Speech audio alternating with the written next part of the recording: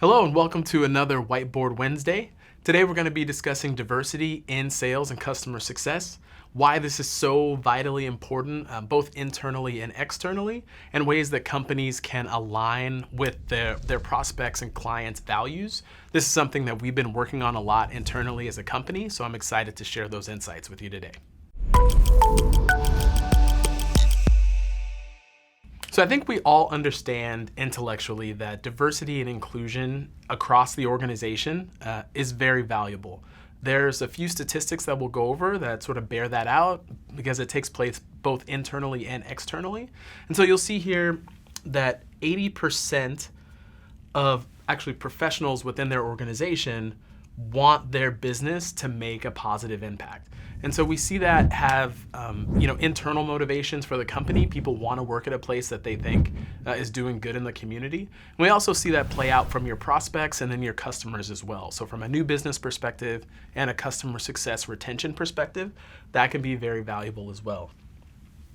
36% of professionals believe that their company values diversity, but there is a little bit of a disconnect there because you see so many more people want them to make a positive impact. So I think as we look forward to some of the pillars here, I think you'll see that a lot of companies have the basic understanding, they have the awareness, but when we get to the understanding and application in step 3, that there can be a little bit of issues there. So that's where we want to continue to progress forward.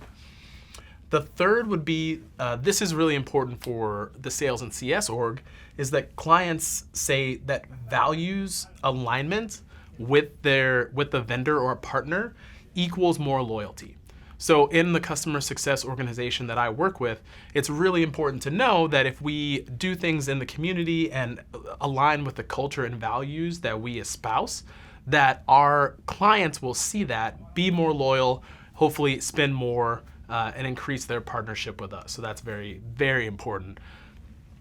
And last, but certainly not least, just to illustrate that point a little bit further, and we'll get to this in the what we can do section, but there are currently only 3% of the workforce at tech companies in the Bay Area are African American, even though companies want to make a positive impact, they value diversity, but we're still seeing these numbers stagnate or in some cases decrease. So we want to talk about kind of corporate responsibility there and driving that number up. So now that we've gone through a few of these very important statistics, I think it's another kind of the next step is to see how this plays across a diversity and inclusion matrix. So every company that you interact with, whether you work there or that you do business with, is going to fall somewhere along this line. I am lucky to be a part of Discover Org's Global Inclusion and Diversity Initiative, so I'm a leader on that committee. And so I can tell you that, when I started with Discover Org 3 years ago, we were somewhere in stage 2. And in the last few months, we've really kind of put a lot of effort and resources into getting into stage 3, so where we talk about understanding and then application. So really starting to drive this through both sales, CS, but we do have internal stakeholders in HR and in marketing and in our C-suite that are really, focused on working with us to help us get to the integrated in stage 4 and sustainable in stage 5 to make sure that this is something that is really woven into the fabric of our company, and that's the ultimate goal. So let's just spend a minute examining sort of what each stage in the diversity and inclusion matrix are. So a basic level kind of company is going to understand that diversity and inclusion is important, obviously. They're going to be more in the planning phases, getting buy-in and some internal leadership to start the process, but there's not a lot of formalized plans at that particular point.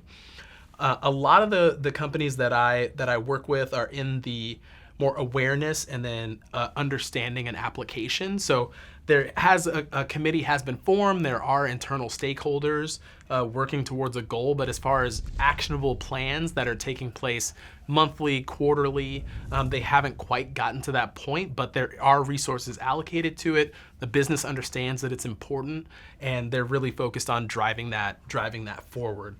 And this is, as I mentioned, this is sort of where we found ourselves up until a few months ago.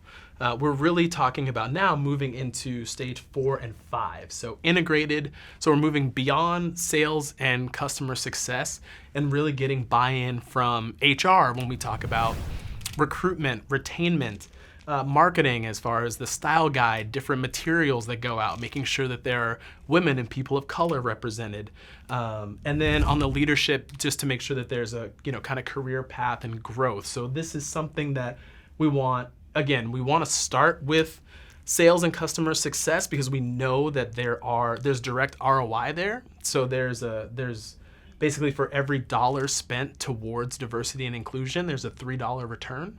So we know that this is really important and valuable from a bottom line business perspective, but we want to bring all the other business units in because then it gets to a sustainable point where it's embedded into the fabric of the company, it's woven in.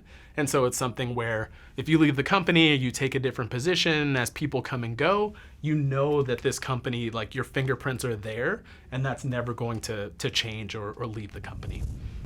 So now let's talk about what we can do from a practical perspective, some things that kind of 5 pillars that you can do to help impact diversity and inclusion within sales and CS, but then also throughout the organization. So the first would be philanthropy. The point of philanthropy is sort of twofold. So one, a lot of corporations have a charitable cause that they champion as a company, which is great. The other piece is giving your employees time to follow their sort of passions. So a lot of companies who are more advanced in the space give their employees a few volunteer days so that they can go out, and this ties into number 2, the volunteerism.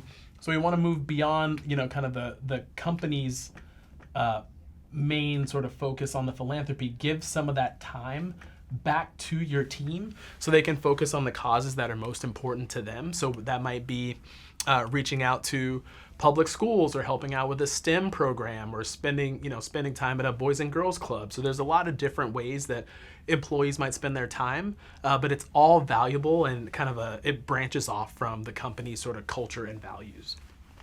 The third piece would be recruitment.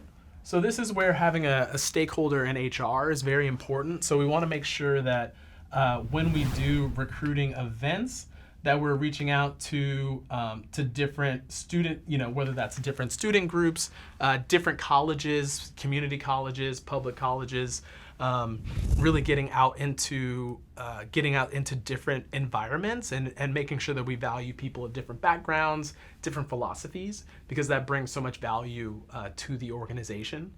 The fourth piece, once you've recruited them, you found that talent, you brought them in, is going to be the retainment and career growth.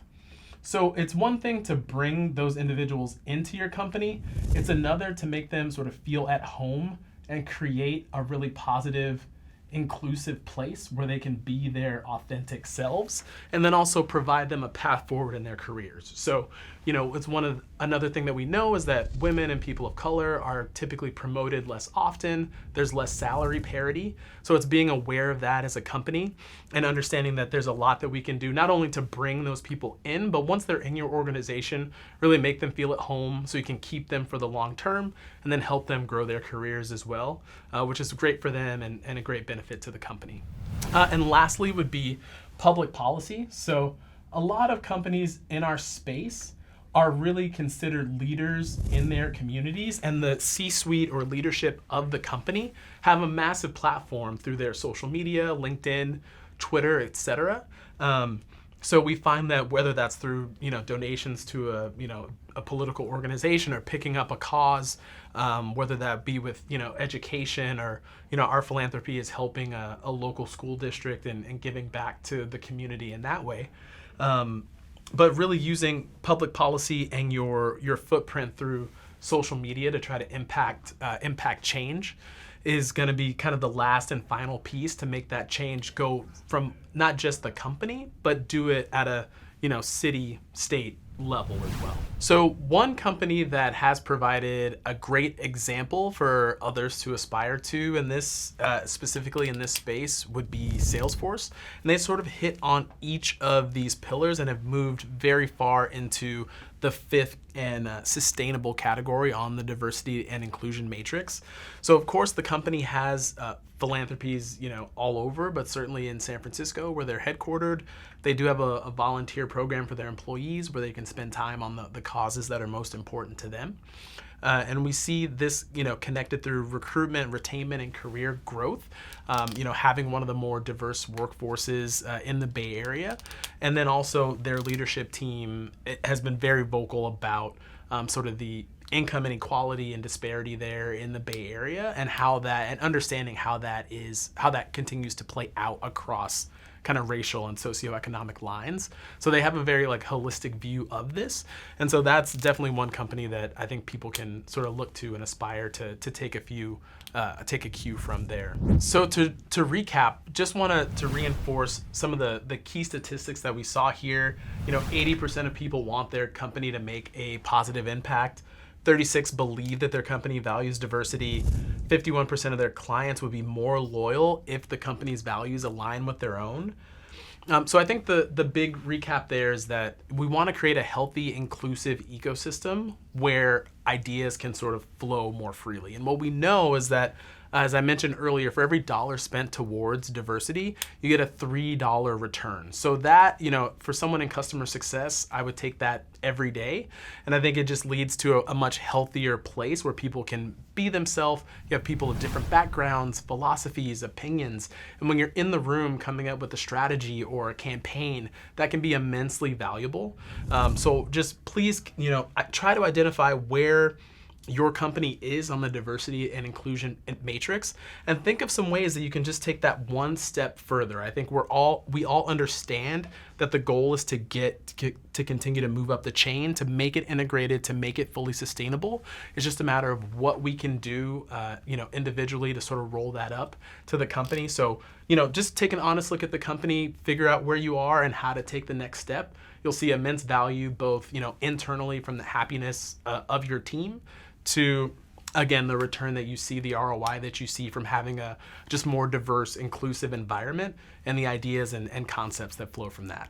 So thank you. Please like, comment, subscribe. We definitely welcome the conversation. And thanks again for your time.